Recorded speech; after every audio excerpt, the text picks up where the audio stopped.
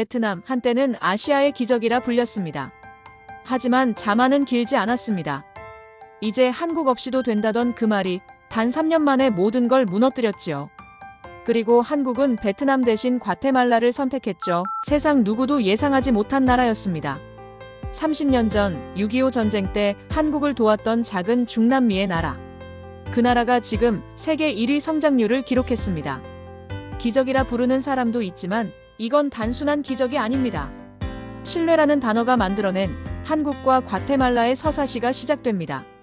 그 전에 잠깐 1초 만에 누를 수 있는 구독과 좋아요 버튼을 꾹 눌러주시면 영상 제작에 아주 큰 힘이 됩니다. 그럼 바로 시작하겠습니다. 한 나라가 무너지는데 얼마나 걸릴까요? 베트남은 6개월이면 충분했습니다. 12%에서 0.8%로 추락하는데 말이죠. 저는 그 붕괴를 설계한 경제학자 중 한 명이었습니다. 그리고 지금 그 죗값을 치르고 있습니다. 저는 마이클 앤더슨입니다. 미국 출신 국제경제학 교수이자 25년간 신흥국 경제를 연구해온 사람이죠. 세계은행 자문위원으로 40여 개국을 다녔습니다. 숫자로 세상을 설명하는 게 제 일이었죠. 그리고 저는 그 일을 완벽하게 해냈다고 믿었습니다. 2024년 3월 하노이 경제포럼이 열렸습니다. 그 자리는 환호로 가득했죠. 베트남 경제부 장관이 연단에 올라 선언했습니다. 우리는 이제 한국 의존도를 줄일 겁니다. 일본, 중국과 새로운 협력 체제를 구축하겠습니다. 박수가 터져나왔습니다. 저도 그 자리에 있었죠. 자문위원으로 말입니다. 저는 그 정책을 지지했습니다. 경제 다각화는 당연한 전략이었으니까요. 한국에만 의존하는 건 위험하다. 공급망을 분산해야 한다. 제 분석 보고서에 그렇게 썼습니다. 논리적이었죠. 완벽했습니다. 그런데 3개월 후 이상한 조짐이 보이기 시작했습니다. 한국 기업들이 하나둘 베트남을 떠났습니다. 삼성, LG, 현대, 주요 제조업체들이 철수했죠. 베트남 정부는 대수롭지 않게 여겼습니다. 일본 기업이 들어올 겁니다. 저도 그렇게 생각했습니다. 시장은 빈자리를 채우니까요. 하지만 6개월이 지나자 그래프가 말을 하기 시작했습니다. GDP 성장률이 급락했습니다. 12%였던 수치가 3.2%로 떨어졌죠. 그리고 또 3개월 후엔 0.8%가 됐습니다. 실업률이 치솟았습니다. 공장들이 멈췄습니다. 일본 기업들은 약속했던 투자의 30%도 집행하지 않았죠. 저는 데이터를 다시 분석했습니다. 뭔가 놓친 게 있을 거라 생각했죠. 하지만 숫자는 명확했습니다. 한국 기업들이 빠져나간 자리는 채워지지 않았습니다. 아니, 채울 수 없었습니다. 이건 일시적 조정입니다. 저는 베트남 정부에 그렇게 보고했습니다. 하지만 제 목소리엔 확신이 없었죠. 2025년 1월, 베트남은 2년 연속 역성장을 기록했습니다. 경제 위기가 선언됐습니다. 거리엔 실업자들이 넘쳐났죠. 하노이의 그 환호는 어디로 갔을까요? 저는 답을 찾을 수 없었습니다. 그해 3월, 제네바에서 국제경제포럼이 열렸습니다. 저는 발표를 준비하고 있었죠. 그런데 한 독일 학자가 질문을 던졌습니다. 앤더슨 교수, 베트남 사태를 어떻게 설명하시겠습니까? 한국에 너무 의존했던 결과 아닙니까? 저는 아무 말도 하지 못했습니다. 회의장이 조용해졌습니다. 모두가 저를 바라봤죠. 저는 입을 열려 했지만 단어가 나오지 않았습니다. 제 25년 경력이 그 순간 흔들렸습니다. 그날 밤 호텔방에서 뉴스를 보고 있었습니다. 그런데 한 줄의 기사가 눈에 들어왔습니다. 과테말라, 한국과 협력 프로젝트로 17.2% 성장 기록. 17.2%. 저는 그 숫자를 3번 다시 읽었습니다. 믿을 수 없었죠. 과테말라는 중남미에서 가장 가난한 나라 중 하나였습니다. 그런데 17.2%라니요? 기사를 더 읽었습니다. 한국이 경찰 교육, 행정 시스템, 농업 기술을 지원했다고 나와 있었죠. K-디벨롭먼트 모델이라는 단어가 보였습니다. 저는 노트북을 열고 과테말라 경제 데이터를 검색했습니다. 성장률, 실업률, 수출액. 모든 지표가 상승 곡선을 그리고 있었습니다. 베트남과 정반대였죠. 왜지? 저는 중얼거렸습니다. 한국과 손을 잡은 나라는 성장하고 한국을 떠난 나라는 무너졌습니다. 이건 우연일까요? 아니면 제가 놓친 변수가 있는 걸까요? 창밖의 제네바 야경을 바라보며 저는 결심했습니다. 과테말라로 가야겠다고. 2025년 4월 과테말라 시티 공항에 도착했습니다. 낡은 터미널이었죠. 바닥엔 금이 가 있었고 천장 페인트는 군데군데 벗겨져 있었습니다. 전형적인 저개발국 공항이었죠. 그런데 이상했습니다. 사람들 표정이 밝았습니다. 공항 직원들이 웃으며 일하고 있었죠. 17.2% 성장이라. 저는 중얼거렸습니다. 정말 이 나라 맞나? 택시를 타고 시내로 향했습니다. 창밖으로 보이는 풍경은 여전히 가난했습니다. 허름한 건물들, 포장되지 않은 도로들. 하지만 뭔가 달랐습니다. 질서가 있었죠. 교통신호를 지키는 차들, 깨끗한 거리. 이건 제가 아는 과테말라가 아니었습니다. 호텔에 짐을 풀고 바로 현장 조사를 시작했습니다. 첫 방문지는 한국이 지원한 경찰 교육센터였습니다. 수도 외곽에 위치한 깔끔한 건물이었죠. 입구에 태극기와 과테말라 국기가 나란히 걸려 있었습니다. 안내를 받아 훈련장에 들어갔습니다. 놀라웠습니다. 약 50명의 현지 청년들이 정렬해 있었죠. 한국인 교관이 앞에 서서 지시했습니다. 차렷. 청년들이 일제히 자세를 바로 잡았습니다. 움직임이 정확했습니다. 군더더기가 없었죠. 이건 단순한 치안 교육이 아니야. 저는 생각했습니다. 사회의 뼈대를 세우는 작업이잖아. 훈련이 끝난 후 한 현지 청년과 대화를 나눴습니다. 교육이 어떻습니까? 제가 물었습니다. 청년이 눈을 빛내며 대답했죠. 한국 교관님들은 다릅니다. 기술만 가르치는 게 아니에요. 우리를 믿어주시거든요. 믿어준다? 네. 우리도 할 수 있다고 말씀하세요. 계속 말입니다. 저는 노트에 그 대화를 적었습니다. 신뢰라는 단어를 처음 기록한 순간이었죠. 다음 날 행정 시스템 전수 현장을 방문했습니다. 정부청사 안에 마련된 IT 교육센터였습니다. 한국 전문가들이 현지 공무원들에게 전자행정 시스템을 가르치고 있었죠. 화면엔 복잡한 프로그램들이 떠 있었습니다. 시연을 지켜봤습니다. 한국 전문가가 설명했습니다. 이 시스템은 민원을 투명하게 처리합니다. 모든 과정이 기록되죠. 부패가 끼어들 틈이 없습니다. 현지 공무원이 고개를 끄덕였습니다. 그런데 이걸 우리가 정말 운영할 수 있을까요? 한국 전문가가 웃으며 대답했죠. 물론입니다. 우리가 함께 할 겁니다. 저는 그 말에 주목했습니다. 함께. 이게 핵심이었습니다. 기술을 주고 떠나는 게 아니라 함께 만들어가는 거였죠. 행정은 기술이 아니라 신뢰의 체계다. 저는 노트에 적었습니다. 사흘째 되는 날 농촌 지역으로 향했습니다. 차로 3시간을 달려 K-라이스벨트 프로젝트 현장에 도착했죠. 넓은 논밭이 펼쳐져 있었습니다. 초록색 벼들이 바람에 흔들렸습니다. 현장 관리자가 설명했습니다. 한국에서 쌀 재배 기술을 배웠습니다. 그런데 단순히 기술만 배운 게 아니에요. 관리 시스템까지 배웠죠. 관리 시스템이요? 네. 농민들이 스스로 품질을 관리합니다. 한국 전문가들이 믿어줬거든요. 우리도 할 수 있다고요. 또 그 단어였습니다. 믿음. 논밭을 걸으며 농민 한 분과 이야기를 나눴습니다. 50대로 보이는 남성이었죠. 수확은 어떻습니까? 좋습니다. 올해는 아프리카로 수출도 합니다. 아프리카요? 네. 한국 분들이 연결해 주셨어요. 우리 쌀을 믿어준다고 하시더군요. 저는 그 순간 벼 이삭 하나를 손에 쥐었습니다. 묵직했죠. 쌀이 아니라 약속을 재배하는 것 같군. 저는 중얼거렸습니다. 마지막 날 저녁 한국인 프로젝트 코디네이터를 만났습니다. 조용한 카페에서 커피를 마시며 대화를 나눴죠. 교수님, 궁금한 게 있습니다. 제가 물었습니다. 도대체 어떻게 이런 결과를 만들어낸 겁니까?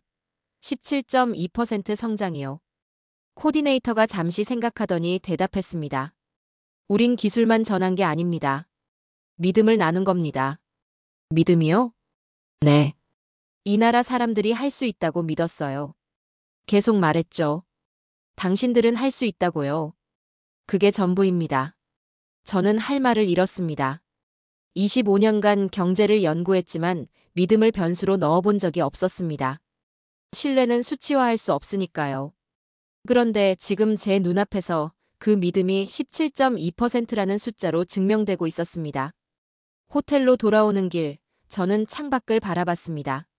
거리에 가로등이 하나씩 켜지고 있었죠. 어둠 속에서 빛이 번져갔습니다. 나는 숫자를 믿었다. 저는 생각했습니다. 그런데 여기선 신뢰가 통화를 대신하고 있어. 노트를 펼쳤습니다. 며칠간 적은 메모들을 다시 읽었죠. 신뢰, 믿음, 함께, 약속. 이 단어들이 경제보고서에 들어간 적이 있었나요? 저는 기억할 수 없었습니다. 계산기를 내려놓았습니다. 다음 날 아침 본격적인 데이터 분석을 시작했습니다. 과테말라 경제부에서 받은 자료들을 펼쳐놓았죠. GDP 성장률, 실업률, 수출액, 외국인 투자. 모든 지표를 검토했습니다. 그런데 이상했습니다. 숫자들이 완벽하게 들어맞지 않았죠. 17.2% 성장을 설명하기엔 투자액이 부족했습니다. 외국인 직접 투자는 전년 대비 8% 증가에 불과했습니다. 이 정도론 설명이 안 됐죠. 뭔가 빠졌어. 저는 중얼거렸습니다. 그래프를 다시 그렸습니다. 성장 곡선과 한국 협력 프로젝트 시작 시점을 대조했죠. 정확히 일치했습니다. K- 프로젝트가 시작된 6개월 후부터 성장률이 급등했습니다. 하지만 돈으로만 따지면 말이 안 됐습니다. 한국이 투자한 금액은 5억 달러 정도였죠. 이 정도론 17% 성장을 만들 수 없습니다. 신뢰를 수치화할 수는 없지만 저는 노트에 적었습니다. 그 영향은 절대적이야. 오후에 현지 섬유 공장을 방문했습니다. 한국과 합작한 중견 공장이었죠. 약 200명의 근로자가 일하고 있었습니다. 기계들이 규칙적으로 돌아갔죠. 공장장이 안내했습니다. 한국 파트너들이 시스템을 바꿨습니다. 생산성이 40% 올랐어요. 어떻게요? 기술도 중요했지만 더 중요한 건 우리를 대하는 방식이었습니다. 생산라인 옆에서 한 여성 근로자와 대화를 나눴습니다. 30대 초반으로 보였죠. 일은 어떻습니까? 여성이 밝게 웃었습니다. 좋아요. 한국 기술자들이 우리를 동료처럼 대해줘요. 임금은 만족스럽습니까? 임금도 중요하지만요. 여성이 잠시 멈췄다가 말했습니다. 우린 약속을 믿어요. 약속이요? 네. 한국 회사는 한 번도 임금을 늦춘 적이 없어요. 항상 정확해요. 그게 우릴 변화시켰죠. 저는 그 대화를 노트에 적으며 생각했습니다. 임금보다 약속. 경제학 교과서엔 없는 문장이었죠. 그래프가 아니라 눈빛이 증거야. 저는 중얼거렸습니다. 저녁 무렵 공항 근처를 지나가게 됐습니다. 택시 안에서 창밖을 보고 있었죠. 그런데 확성기에서 안내방송이 들렸습니다. 다음 비행편은 서울행입니다. 더 넥스트 플라이트 이즈 바운드 포솔. 그리고 이어서 한국어가 흘러나왔습니다. 다음 비행기는 서울행입니다. 저는 깜짝 놀라 고개를 들었습니다. 과테말라 공항에서 한국어 방송이라니요? 한국인이 그렇게 많이 오는 것도 아닌데 말입니다. 공항 당국이 왜 한국어 안내를 추가했을까요? 택시 기사에게 물었습니다. 저 한국어 방송은 언제부터 나온 겁니까? 6개월 전부터요. 공항 직원들이 요청했대요. 왜요? 한국에 감사하다고요. 그래서 만든 거래요. 저는 할 말을 잃었습니다. 이건 경제협력이 아니었습니다. 존경의 표현이었죠. 한 나라가 다른 나라를 존경할 때 그게 체계가 될 수 있다니요? 한국어가 울렸다. 저는 생각했습니다. 이건 단순한 언어가 아니야. 찬송이야. 호텔로 돌아와 노트북을 켰습니다. 습관적으로 베트남 뉴스를 검색했죠. 그런데 헤드라인이 눈에 들어왔습니다. 베트남 역성장 3년째. 한국의 협력 재개 요청. 기사를 읽었습니다. 베트남 정부가 한국에 공식 서한을 보냈다고 나와 있었죠. 우린 실수를 했다. 다시 손잡고 싶다는 내용이었습니다. 그런데 한국의 답변은 명확했습니다. 신뢰를 배신한 나라와는 함께하지 않습니다. 저는 화면을 멍하니 바라봤습니다. 단호했습니다. 협상의 여지가 없었죠. 한국은 돈으로 움직이지 않았습니다. 신뢰로 움직였습니다. 신뢰를 지키는 나라만이 강국이구나. 저는 중얼거렸습니다. 창밖을 바라봤습니다. 과테말라 시티의 밤이 깊어가고 있었죠. 불빛들이 하나씩 켜졌습니다. 저는 일기장을 꺼냈습니다. 25년간 경제학을 연구하며 일기를 쓴 적이 없었죠. 하지만 그날 밤은 달랐습니다. 뭔가 기록해야 할 것 같았습니다. 펜을 들었습니다. 한국은 자본이 아닌 신뢰를 수출하는 나라다. 그 문장을 적고 나서 저는 한참을 멍하니 앉아 있었습니다. 제 25년 경제학이 무너지는 소리가 들렸습니다. 아니, 무너지는 게 아니었죠. 재편되고 있었습니다. 더 크고 더 따뜻한 경제학으로 말입니다. 책상 위에 계산기를 바라봤습니다. 먼지가 쌓여 있었죠. 이제 나는 안다. 저는 속삭였습니다. 성장의 본질은 신뢰야. 데이터는 증거가 아니었습니다. 사람이 증거였죠. 그 눈빛, 그 웃음, 그 약속들이 17.2%를 만들어낸 겁니다. 창문을 열었습니다. 밤바람이 들어왔죠. 저 멀리서 공항 불빛이 보였습니다. 그곳에서 또다시 한국어 안내방송이 울려 퍼지고 있을 겁니다. 신뢰는 이윤보다 오래 남아. 저는 중얼거렸습니다. 일주일 후 워싱턴에서 이메일이 왔습니다. 세계은행 본부였죠. 과테말라 사례를 다음 달 국제포럼에서 발표하라는 지시였습니다. 저는 화면을 바라보며 잠시 멈췄습니다. 발표라. 뭘 말해야 할까요? 신뢰가 성장의 변수다라고 말할까요? 그럼 어떤 반응이 나올까요? 저는 이미 알고 있었습니다. 조롱당할 거라는 걸 말입니다.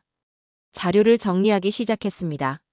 성장률 그래프, 투자액 대비 산출 비율, 고용 증가율. 모든 데이터를 표로 만들었죠. 하지만 뭔가 공허했습니다. 숫자가 진실을 말하지 못하고 있었습니다. 신뢰 지수를 어떻게 넣지? 저는 중얼거렸습니다. 넣을 수가 없었죠. 경제학 모델엔 믿음이라는 변수가 없었습니다. 수치화할 수 없으니까요. 머리가 아팠습니다. 3일 후 동료 교수와 화상회의를 했습니다. 하버드 출신 경제학자였죠. 그에게 과테말라 사례를 간단히 설명했습니다. 흥미롭네요. 그가 말했습니다. 그런데 신뢰가 성장을 만들었다. 그건 과학이 아니라 감성입니다, 마이클. 하지만 데이터는 상관관계만 보여줄 뿐입니다. 인과관계가 아니에요. 신뢰 때문에 성장했다는 증명이 어디 있습니까? 저는 대답하지 못했습니다. 화면 속 그의 얼굴이 냉소적으로 보였죠. 조심하세요, 마이클. 학문적 신뢰도를 잃을 수 있어요. 통화가 끊긴 후 저는 한참을 멍하니 앉아 있었습니다. 학문적 신뢰도. 저는 그걸 지켜야 했습니다. 25년 경력이 달린 문제였죠. 하지만 제가 본 건 분명했습니다. 신뢰가 성장을 만들었습니다. 나는 숫자를 믿었지만 저는 생각했습니다. 이 데이터는 인간을 말하고 있어. 밤이 깊어졌습니다. 잠이 오지 않아 자료를 다시 들여다봤죠. 성장률과 신뢰 관련 지표들을 대조했습니다. 부패인식 지수, 사회 신뢰도, 계약 준수율. 모든 게 올라갔습니다. 상관계수를 계산했습니다. 0.94가 나왔죠. 이건 우연이 아니야. 저는 중얼거렸습니다. 하지만 동시에 두려웠습니다. 이걸 발표하면 어떻게 될까요? 경제학계가 날 받아들일까요? 새벽 2시 노크 소리가 들렸습니다. 문을 열자 한국인 기술관이 서 있었죠. 프로젝트 코디네이터로 일하는 분이었습니다. 교수님, 아직 안 주무세요? 잠이 안 와서요. 저도요. 커피 한 잔 하실래요? 호텔 로비로 내려갔습니다. 조용한 카페테리아에 앉아 커피를 마셨죠. 교수님, 고민이 있으신 것 같은데요. 그가 말했습니다. 발표 준비 중입니다. 과테말라 사례를요. 그게 고민이신 겁니까? 저는 잠시 망설이다 말했습니다. 신뢰를 어떻게 증명하죠? 학계에선 인정하지 않을 겁니다. 그가 커피를 한 모금 마시더니 대답했죠. 교수님, 신뢰는 통계로 증명되지 않습니다. 그냥 만들어가는 겁니다. 그건 학문이 아니라 신념이요. 맞습니다. 그가 고개를 끄덕였습니다. 신념이죠. 하지만 그 신념이 이 나라를 바꿨습니다. 저는 할 말을 잃었습니다. 그가 계속 말했습니다. 교수님은 증명하려 하시지만 우린 그냥 믿었어요. 이 나라 사람들이 할 수 있다고요. 그게 전부입니다. 그럼 내 학문은 뭡니까? 저는 반문했습니다. 하지만 제 목소리엔 확신이 없었죠. 저 자신도 느낄 수 있었습니다. 다음 날 아침 서방 언론 기사를 발견했습니다. 영국 이코노미스트지였죠. 한국 마이너스 과테말라 협력, 일시적 착시 현상 아닌가라는 제목이었습니다. 기사를 읽었습니다. 비판적이었죠. 신뢰 기반 경제 협력은 검증되지 않은 모델이다. 과테말라의 성장은 일시적 버블일 가능성이 높다. 저는 반박 자료를 준비하기 시작했습니다. 데이터를 모으고 그래프를 그렸죠. 하지만 손이 멈췄습니다. 숫자로 반박한다고 해서. 저는 생각했습니다. 진실이 증명되는 건 아니야. 현장에서 본 그 눈빛들, 그 웃음들, 그 약속들. 그게 더 강력한 증거였습니다. 하지만 그걸 어떻게 논문에 쓸 수 있을까요? 오후 늦게 저는 작성 중이던 보고서를 다시 읽었습니다. 차갑고 건조했죠. 숫자와 표와 그래프뿐이었습니다. 제가 본 진실이 없었습니다. 경제학은 사람을 잊고 있었어. 저는 중얼거렸습니다. 노트북을 덮었습니다. 밤이 됐습니다.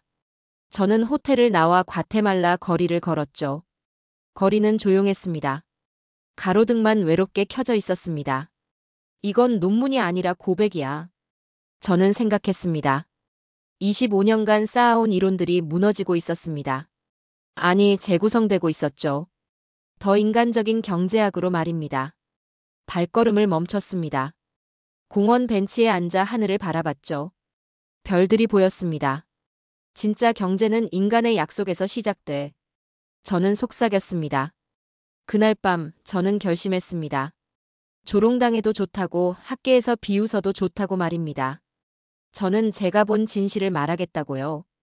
2주 후 K-라이스벨트 프로젝트 첫 수학 행사에 초대받았습니다. 새벽같이 차를 타고 농촌 지역으로 향했죠. 3시간을 달려 논밭에 도착했습니다. 황금빛 벼이삭들이 바람에 흔들렸습니다. 장관이었죠. 약 100명의 농민들이 모여 있었습니다. 한국 농업 전문가들도 함께였죠. 모두의 얼굴에 웃음이 가득했습니다. 한 농민이 제게 다가왔습니다. 60대쯤 돼 보이는 남성이었죠. 교수님, 이 쌀이 이제 아프리카로 간답니다. 아프리카요? 네. 우간다하고 계약했어요. 한국 분들이 연결해 주셨죠. 그는 자랑스럽게 말했습니다. 손에 벼이삭을 쥐고 있었죠. 저도 벼이삭 하나를 받았습니다. 손에 쥐어봤습니다. 묵직했습니다. 단단했죠. 이건 쌀이 아니라 약속이었어. 저는 생각했습니다. 무릎을 꿇었습니다. 땅에 손을 댔죠. 흙이 손에 묻었습니다. 이게 신뢰의 열매인가? 저는 중얼거렸습니다. 눈시울이 뜨거워졌습니다. 제 평생 경제학을 연구하며 이런 감정을 느낀 적이 없었죠. 하지만 그 순간 데이터보다 더 강력한 뭔가가 제 가슴을 쳤습니다. 통계가 아닌 체온이 이 나라를 움직였어. 저는 노트에 적었습니다. 다음 날 경찰 교육센터 졸업식이 있었습니다. 수료생 50명이 정렬해 있었죠. 제복을 입고 자세를 바로 한 채 서 있었습니다. 눈빛이 달랐습니다. 6개월 전과는 완전히 달랐죠. 한국 교관이 훈시했습니다. 여러분은 이제 이 나라의 기둥입니다. 여러분을 믿습니다. 수료생들이 일제히 격려했습니다. 졸업식이 끝난 후 치안 개선 보고서를 받았습니다. 범죄율이 40% 감소했다고 나와 있었죠. 6개월 만의 일이었습니다. 믿을 수 없는 수치였습니다. 보고서를 작성한 현지 경찰서장과 대화를 나눴습니다. 어떻게 가능했습니까? 한국 교관들이 우리를 변화시켰습니다. 기술만 가르친 게 아니에요. 자부심을 심어줬죠. 자부심이요? 네. 우리도 할 수 있다고 계속 말씀하셨어요. 그 말이 우리를 바꿨습니다. 저는 고개를 끄덕였습니다. 경제는 이 숫자만큼 따뜻해야 해. 저는 노트에 적었습니다. 수료생 중 한 명이 저에게 다가왔습니다. 젊은 청년이었죠. 교수님, 한국 교관님들은 우릴 형제처럼 대해줬어요. 형제요? 네. 선생과 학생이 아니라요. 함께 배우는 동료였어요. 그래서 더 열심히 할 수 있었습니다. 저는 그의 눈을 바라봤습니다. 진심이 보였죠. 한국은 원조국이 아니라 형제였구나. 저는 생각했습니다. 일주일 후 놀라운 소식을 들었습니다. IT 행정 시스템을 배운 현지 청년이 창업을 했다는 거였죠. 25살 청년이었습니다. 그를 만나러 갔습니다.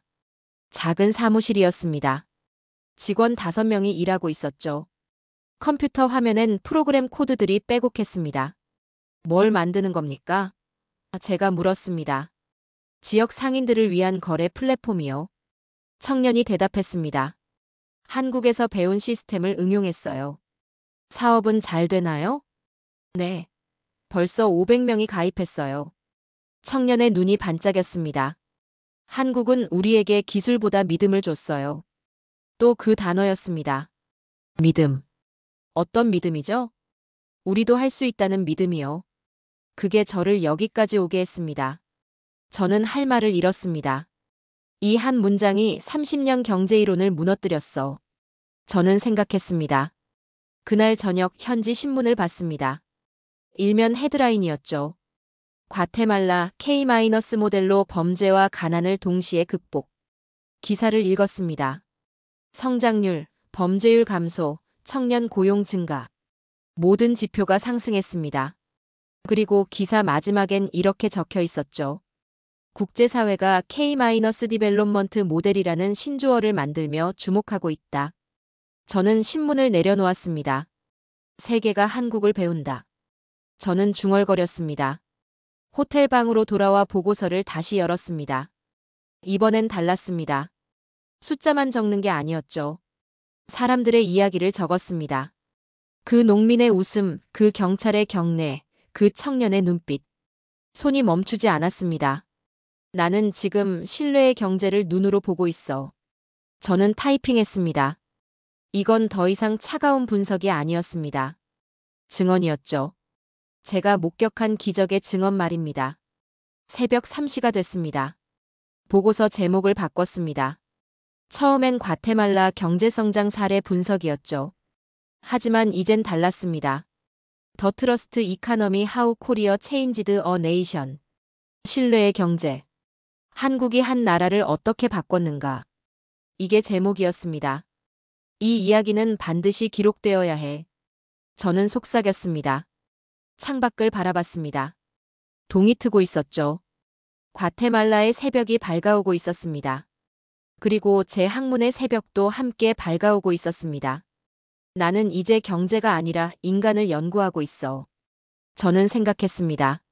노트북 화면엔 문장들이 흘러갔습니다. 숫자가 아니라 이야기였죠. 데이터가 아니라 진실이었습니다. 저는 처음으로 제 학문이 자랑스러웠습니다. 평화로운 나날은 길지 않았습니다. 어느 날 아침 현지 뉴스가 긴급 속보를 띄웠습니다. 과테말라 신정부 외교 정책 전면 재검토 선언. 새로 취임한 대통령이었죠. 선거 공약 중 하나가 균형 외교였습니다. 한국에만 의존하는 건 위험하다는 논리였죠. 제 전화기가 울렸습니다. 한국 프로젝트 팀장이었습니다. 교수님, 큰일입니다. 정부가 협력 사업 재검토를 지시했어요. 뭐라고요? 서방 자문단이 압박하고 있답니다. 중립 외교로 돌아가라고요. 저는 창밖을 바라봤습니다. 먹구름이 몰려오고 있었죠. 이 모든 게 무너질 수도 있겠군. 저는 중얼거렸습니다. 사흘 후 더 나쁜 뉴스가 터졌습니다. 현지 언론에 오보가 실렸죠. K- 프로젝트 부패 의혹, 한국 기업 뇌물 제공 정황. 근거 없는 기사였습니다. 하지만 확산됐죠. SNS에서 순식간에 퍼져나갔습니다. 다음 날 시위대가 나타났습니다. 한국 프로젝트 본부 앞에 약 200명이 모였죠. 한국은 물러가라. 구호가 들렸습니다. 피켓이 흔들렸습니다. 저는 현장에 있었습니다. 가슴이 무너지는 것 같았죠. 며칠 전까지 웃으며 감사하던 사람들이 이제 등을 돌리고 있었습니다. 진실은 기사보다 느리게 움직여. 저는 생각했습니다. 한국 대사관에서 긴급 명령이 내려왔습니다. 철수 준비하십시오. 현지 교관들이 모였습니다. 표정이 어두웠죠. 그런데 놀라운 일이 벌어졌습니다. 가장 선임인 김 교관이 말했습니다. 저는 남겠습니다. 뭐라고요? 대사관 직원이 놀라 물었죠. 우린 이곳을 믿습니다. 김 교관이 단호하게 말했습니다. 이 사람들을 믿어요. 진실은 곧 밝혀질 겁니다. 다른 교관들도 고개를 끄덕였습니다. 저도 남겠습니다. 저도요. 한 명씩 손을 들었죠. 15명 교관 전원이 남기로 했습니다. 저는 그 장면을 보며 눈시울이 뜨거워졌습니다. 그들은 떠나지 않았어. 대신 약속을 지켰어. 저는 생각했습니다. 이틀 후 변화가 시작됐습니다. K-라이스벨트 프로젝트에서 교육받은 농민들이 움직였죠. 그들이 한국 본부 앞에 모였습니다. 시위대가 아니었습니다. 보호대였죠. 한국 분들을 지킵시다. 그들이 외쳤습니다. 경찰 교육센터 수료생들도 왔습니다. 제복을 입고 질서정연하게 섰죠. 한 수료생이 말했습니다. 한국 교관님들이 우릴 믿어주셨어요. 이젠 우리가 지킬 차례입니다. 시민들이 하나둘 모여들었습니다. 처음엔 수십 명이었죠. 그러다 수백 명이 됐습니다. 그들은 한국 교관들을 에워쌌습니다. 보호하기 위해서였죠. 반대 시위대가 물러났습니다. 저는 그 광경을 보며 떨렸습니다. 신뢰가 사람을 움직이고 있었습니다. 계산이 아니라 마음이 역사를 쓰고 있었죠. 그날 저녁 세계은행이 긴급 화상회의를 소집했습니다. 저도 참석했죠. 화면 속엔 각국 경제학자들이 있었습니다. 의장이 물었습니다. 앤더슨 교수, 과테말라 상황을 설명해 주시겠습니까? 저는 심호흡을 했습니다. 지금 과테말라에선 기적이 일어나고 있습니다. 기적이요? 네. 신뢰가 증명되고 있습니다. 화면 속 몇몇 학자들이 코웃음 쳤죠. 하지만 저는 계속 말했습니다. 한국은 돈을 투자한 게 아닙니다. 사람을 믿었죠. 그리고 지금 그 믿음이 사람들을 움직이고 있습니다. 오보와 정치적 압박에도 불구하고 말입니다. 그건 감정론입니다.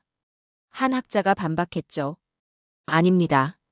저는 단호하게 말했습니다. 신뢰는 위기 속에서만 진짜가 됩니다. 지금 과테말라가 그걸 증명하고 있어요. 회의실이 조용해졌습니다.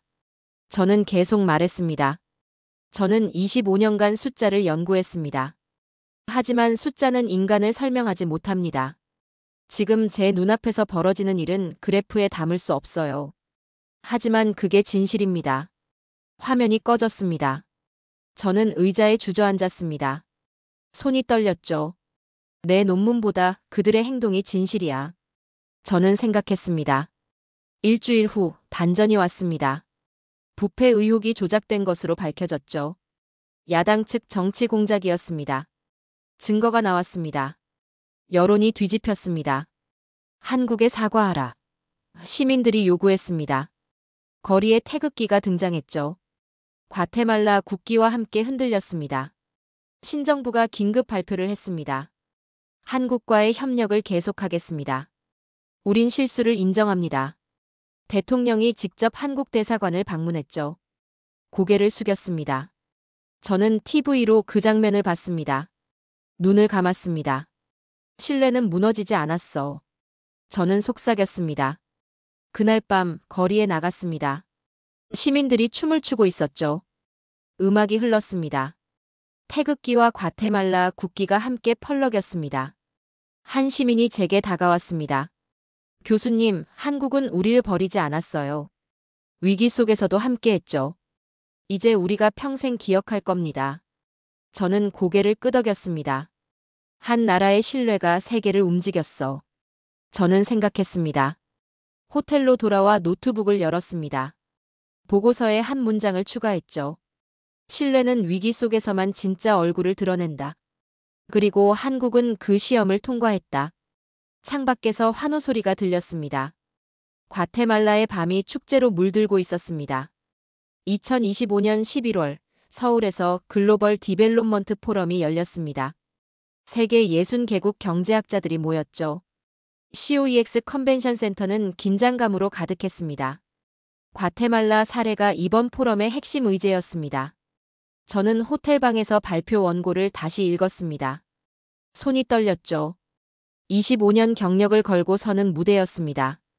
신뢰의 경제학을 말하는 순간 제 학문적 생명이 달라질 수 있었습니다. 이제 모든 것이 이 순간에 달려 있어. 저는 생각했습니다. 포럼장에 들어섰습니다. 1000명이 넘는 청중이 앉아 있었죠. 카메라 플래시가 터졌습니다. 각국 언론이 취재하고 있었습니다. 사회자가 저를 소개했습니다. 마이클 앤더슨 교수, 세계은행 자문위원이자 국제경제학의 권위자입니다. 박수가 터져나왔습니다. 저는 연단에 올랐습니다. 마이크 앞에 섰죠. 심호흡을 했습니다. 나는 25년간 수치를 연구했습니다. 목소리가 울려 퍼졌습니다. GDP, 성장률, 투자 수익률. 모든 걸 숫자로 설명할 수 있다고 믿었죠. 경제는 계산의 학문이라고 생각했습니다. 청중이 조용히 들었습니다. 그런데 과테말라에서 저는 틀렸다는 걸 깨달았습니다. 몇몇 학자들이 웅성거렸죠. 저는 계속 말했습니다. 사람은 숫자가 아닙니다. 성장은 계산식이 아니에요. 제가 본 건 신뢰였습니다. 한 나라가 다른 나라를 믿는 마음, 그게 17.2% 성장을 만들었습니다. 화면에 과테말라 농민의 사진이 떴습니다. 웃고 있는 얼굴이었죠. 한국은 자본이 아닌 신뢰를 수출합니다. 저는 단호하게 말했습니다. 돈을 빌려준 게 아니라 믿음을 나눴죠. 기술을 판 게 아니라 약속을 지켰습니다. 그리고 그 약속이 한 나라를 바꿨어요. 목소리가 떨렸습니다. 저는 더 이상 그래프만 보지 않습니다. 사람을 봅니다. 그들의 눈빛을, 그들의 웃음을 보죠. 그게 진짜 경제입니다. 정적이 흘렀습니다. 12초였습니다. 아무도 움직이지 않았죠. 그리고 터졌습니다. 박수가 쏟아졌습니다. 기립박수였죠. 1000명이 넘는 사람들이 일어섰습니다. 플래시가 터졌습니다. 환호가 들렸습니다. 저는 눈을 감았습니다. 나는 숫자가 아니라 사람을 말했어. 저는 생각했습니다. 다음 날 청와대에서 특별 행사가 열렸습니다. 한국과 과테말라의 협정 서명식이었죠. 양국 대통령이 자리했습니다. 저도 초청받았습니다. 서명 테이블 뒤로 대형 문구가 걸려 있었습니다. TRUST BUILDS NATIONS. 신뢰가 국가를 세운다. 과테말라 대통령이 먼저 서명했습니다. 그리고 한국 대통령이 서명했죠. 두 사람이 악수했습니다. 박수가 터졌습니다. 저는 그 장면을 바라보며 눈빛이 떨렸습니다. 미소가 번졌죠. TRUST BUILDS NATIONS. 저는 중얼거렸습니다. 행사가 끝난 후 기자회견이 열렸습니다. 한 기자가 질문했습니다. 베트남이 협력 재개를 다시 요청했다는데 사실입니까? 한국 대통령이 마이크 앞에 섰습니다. 표정이 단호했죠. 베트남은 우리와의 약속을 배신했습니다. 경제적 이익을 위해 신뢰를 저버렸죠. 기자들이 카메라를 들이댔습니다. 신뢰는 다시 수입할 수 없습니다. 단 한 문장이었습니다. 하지만 무게가 달랐죠. 전 세계가 그 말을 들었습니다. 저는 기자회견장 뒤에서 그 장면을 봤습니다. 신뢰는 계약보다 강하고 돈보다 오래가. 저는 생각했습니다. 그날 저녁 세계 언론이 일제히 보도했습니다. CNN 한국 외교의 방정식을 바꾸다. BBC 신뢰 기반 경제협력, 새로운 국제표준 되나. 독일 경제지 한국 모델, 유럽도 주목해야. 프랑스 르몽드 신뢰는 이제 한국의 수출품이다. 저는 호텔방에서 뉴스를 봤습니다. 화면마다 한국 이야기가 나왔죠. 과테말라 이야기가 흘렀습니다. 그런데 제 이름은 없었습니다. 한국의 이름만 있었죠. 저는 웃었습니다. 그래, 이게 맞아. 저는 생각했습니다. 주인공은 내가 아니야. 한국이지. 노트북을 열었습니다. 세계은행 보고서 최종본을 완성했죠. 제목을 다시 한번 확인했습니다. 더 트러스트 이카너미 더 코리언 패러다임. 신뢰의 경제 한국의 패러다임. 부제를 추가했습니다. 성장은 신뢰의 속도로 이루어진다. 저는 그 문장을 바라보며 고개를 끄덕였습니다. 창밖을 바라봤습니다. 서울의 야경이 펼쳐졌죠. 한강이 반짝였습니다. 불빛들이 도시를 수놓았습니다. 이제 세계가 한국을 배워. 저는 속삭였습니다. 전화기가 울렸습니다. 아프리카 케냐 경제부 장관이었죠. 앤더슨 교수, 우리도 한국과 협력하고 싶습니다. 도와주실 수 있습니까? 물론입니다. 저는 대답했습니다. 전화를 끊고 나서 저는 미소 지었습니다. 시작이었습니다. 한국 모델이 세계로 퍼져나가는 시작 말이죠. 다음 날 아침 인천공항으로 향했습니다. 과테말라로 돌아가는 비행기를 타기 위해서였죠. 게이트에서 기다리며 창밖을 바라봤습니다. 비행기들이 이륙하고 착륙했습니다. 한국은 세계의 경제를 가르친 게 아니야. 저는 생각했습니다. 사람을 가르쳤어. 탑승 안내가 나왔습니다. 저는 가방을 들고 게이트로 향했습니다. 새로운 장이 시작되고 있었습니다. 과테말라로 돌아왔습니다. 6개월 만이었죠. 공항에 내리는 순간 뭔가 달라졌다는 걸 느꼈습니다. 거리가 깨끗했습니다. 질서가 있었죠. 사람들 표정이 밝았습니다. 택시를 타고 시내로 향했습니다. 건물 벽에 벽화가 그려져 있었죠. 태극기와 과테말라 국기가 함께 있었습니다. 그라시어즈 코리어라는 글자가 보였습니다. 고마워요, 한국. 저는 중얼거렸습니다. 거리 곳곳에서 그 문구가 보였습니다. 상점 유리창에, 버스 정류장에, 학교 담벼락에. 태극기가 자연스럽게 자리 잡고 있었죠. 공항으로 다시 가는 길에 안내방송이 들렸습니다. 다음 비행기는 서울행입니다. 한국어 방송이 여전히 울렸습니다. 아니, 더 또렷해진 것 같았죠. 거리에서 한 시민이 제게 인사했습니다. 그라시어즈 코리어. 그가 웃으며 외쳤습니다. 저는 손을 흔들었습니다. 신뢰는 문명이 됐어. 저는 생각했습니다. 며칠 후 놀라운 소식들이 들려왔습니다. 아프리카 우간다가 한국과 K-신뢰 협력 조약을 맺었다는 거였죠. 동유럽 루마니아도 요청했습니다. 중동 요르단도 손을 내밀었습니다. 한국 외교부가 새로운 부서를 만들었습니다. 신뢰협력국이었죠. 세계 각국이 한국의 방식을 배우고 싶어 했습니다. 원조가 아니라 동행을 원했습니다. 원조가 아니라 동행. 저는 노트에 적었습니다.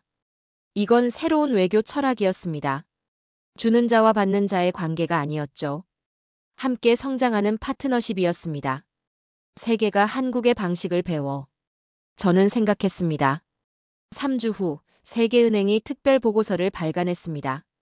제가 집필한 보고서였죠. 제목은 더 트러스트 이카너미 더 코리언 패러다임. 신뢰의 경제 한국의 패러다임. 표지는 푸른색이었습니다. 태극 문양이 디자인에 들어가 있었죠. 첫 장을 열었습니다. 서문에 제가 쓴 문장이 있었습니다. 성장은 신뢰의 속도로 이루어진다.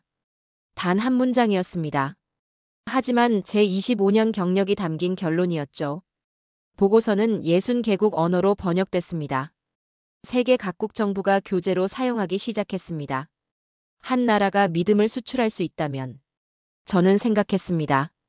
그것이 진정한 강국이야. 2달 후 워싱턴으로 돌아왔습니다. 대학 강의를 재개했죠. 국제경제학 강의실이었습니다. 약 80명의 학생들이 앉아 있었습니다. 저는 칠판에 썼습니다. 경제의 본질은 무엇인가? 학생들을 바라봤습니다. 누가 답해 볼까요?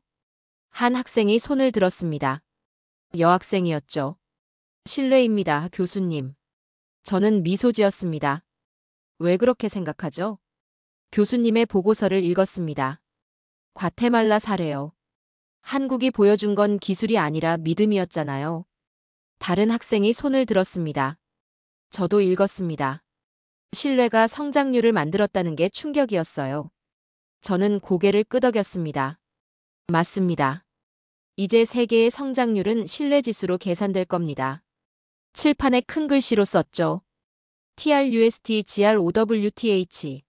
신뢰는 성장이다. 학생들이 노트에 적었습니다. 저는 창밖을 바라봤습니다. 햇살이 들어왔죠. 나는 한국에게 경제학을 배운 게 아니야. 저는 생각했습니다. 인간학을 배웠어. 강의가 끝난 후 연구실로 돌아왔습니다. 책상 위에 편지 한 통이 놓여 있었죠. 과테말라에서 온 거였습니다. 열어봤습니다. K-라이스벨트 프로젝트 농민들이 보낸 편지였습니다. 앤더슨 교수님, 올해 수확이 작년보다 30% 늘었습니다. 우린 이제 5개국에 수출합니다. 한국 분들 덕분입니다.